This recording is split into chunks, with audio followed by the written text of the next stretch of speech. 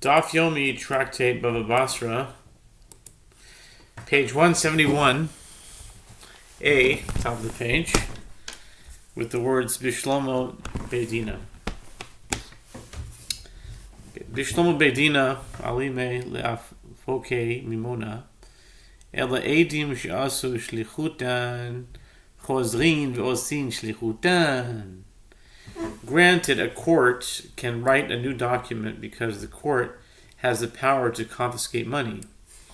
A creditor has the right to seize any property that the debtor had owned on the day the promissory note was written, even if that property was subsequently sold to others.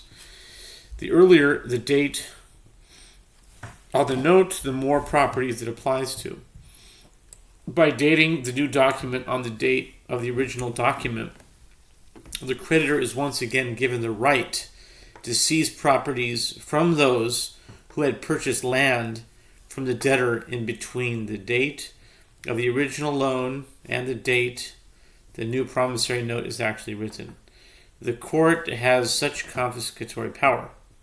But with regard to witnesses who already performed their agency, meaning fulfilled their assigned role, the first time they wrote the promissory note, can they return and perform their agency again by writing a second promissory note?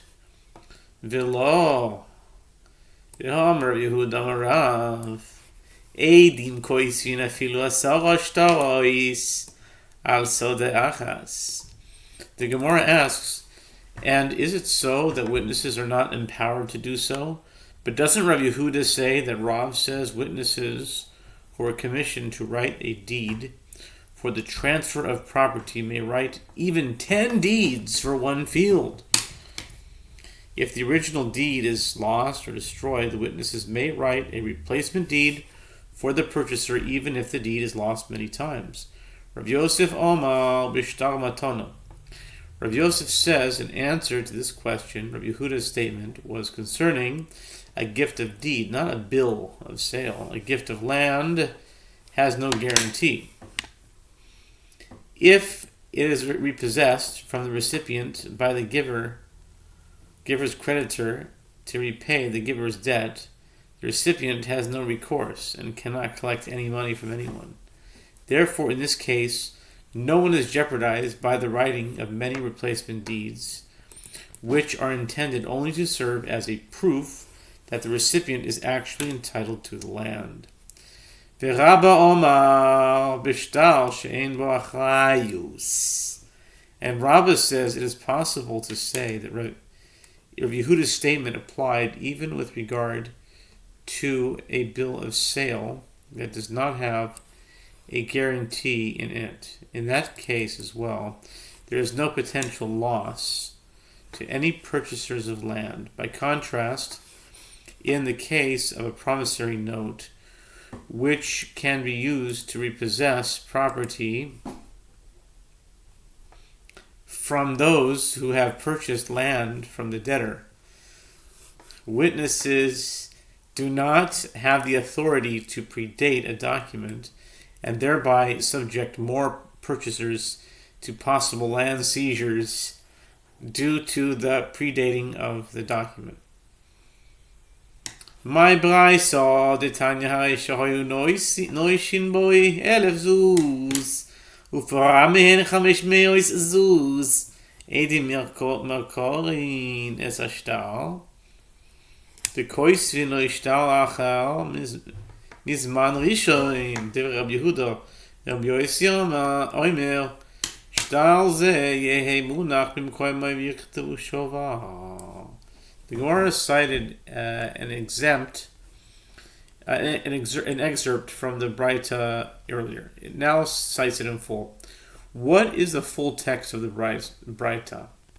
As it is taught, if 1,000 dinars are owed by a debtor, and the debt is recorded in a promissory note, and the debtor repaid 500 dinars out of the total, the witnesses tear the original promissory note and write another promissory note for him, dated from the time of the first note. This is the statement of Rabbi Yehuda. Rabbi Yossi says, This original promissory note shall remain in its place in the custody of the creditor, and the witnesses shall write a receipt for the 500 dinars that were repaid. This receipt is given to the debtor to protect himself against a possible attempt by the creditor to use the promissory note to collect the entire 1,000 dinars.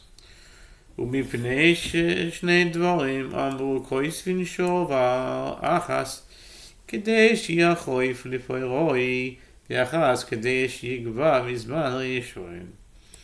Rabbi Yossi continues, and there are two reasons why the sages said that they write a receipt as opposed to writing a new promissory note. One reason is so that the creditor can coerce the debtor to repay him, meaning the psychological pressure for the debtor of knowing that the creditor has a promissory note with a larger amount listed than what he owes will induce the debtor to repay the remainder promptly. And the other one is so that he, the creditor, should be able to collect lien property from the first date, that of the original document. Rabbi Yossi l'Rabbi Yehuda. Im mizman rishon kamrit peligno alach b'chodo im mizman sheni ka'amalt peligna betarte. The Gemara asks with regard to Rabbi Yossi's second reason, but doesn't Rabbi Yehuda also say that the new document must be dated from the time of the first document? The Gemara answers Rabbi Yossi did not hear a full explanation of Rabbi Yehuda's opinion. He heard only that Rabbi Yehuda prescribed writing a new promissory note, recording the new balance, and this is what Rabbi Yossi is saying to Rabbi Yehuda. If you mean to say that the new promissory note is dated from the time of the first document, I disagree with you on one count, as I hold the receipt should be written to pressure the debtor. If you mean to say that the second promissory note is dated from the second date, meaning from when the second promissory note was written, I disagree with you on two counts. Tanu Rabbanan, wir haben gelernt in der Breise, Chadash zman lo yikasu b'Shabbos, oy v'asau v'Tishrei, shtar meuchar hu v'kosher. Divrei Rabbi Yehuda, Rabbi Yossi pois, Amar Rabbi Yehuda, haloi ma'aseh bo yofanech b'tzipori, hichsharto, amar lo hichsharti, b'zeh hichsharti. The Gemara discusses a related halacha. The sages taught in a Braita to Sefta Makot 1.3. If there is a promissory note whose date is written on a Shabbat, or as the 10th of Tishrei, for example, Yom Kippur, it is assumed to be a post-dated promissory note, as writing is forbidden on Shabbat and Yom Kippur, and therefore it is valid. This is the statement of Rabbi Yehuda. Rabbi Yossi deems the promissory note invalid. Rabbi Yehuda said to Rabbi Yossi, but didn't such an incident come before you in Sipori? And you yourself deem the promissory note valid? Rabbi Yossi said to him, when I deemed the promissory note valid, it was in the case like this, where the date was on a Shabbat or Yom Kippur, that I deemed it valid. The Gemara is puzzled by Rabbi Yossi's response at the end of the Braita, but Rabbi Yehuda was also speaking in a case like this, where the day was a Shabbat or Yom Kippur, and yet Rabbi Yossi's opinion was that the promissory note is invalid. Amar Rabbi Pedas, Hakol Moedim, She'im Huskaknu, Le'ainosoi Shel Shtar, V'nimtzes Ainosoi Nichuvenes B'Shabbos V'Som Tishrei, Sheshtar Me'uchal Hu V'Kosher. Rabbi Pedas says, all parties in this dispute agree that if we engaged in investigation of the date of the document and its date was found to be exactly on Shabbat or the 10th of Tishrei, that is self-evident that it is a post-dated promissory note and it is valid.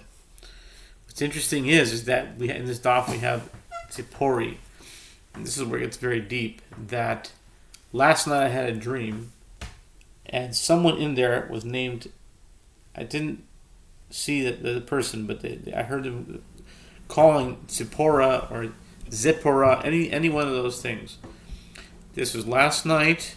It was not any influence of this daf. I didn't learn this daf before. And before this daf, I was in a store and I saw someone, actually her name was Zipporah, and I haven't seen her actually in a while.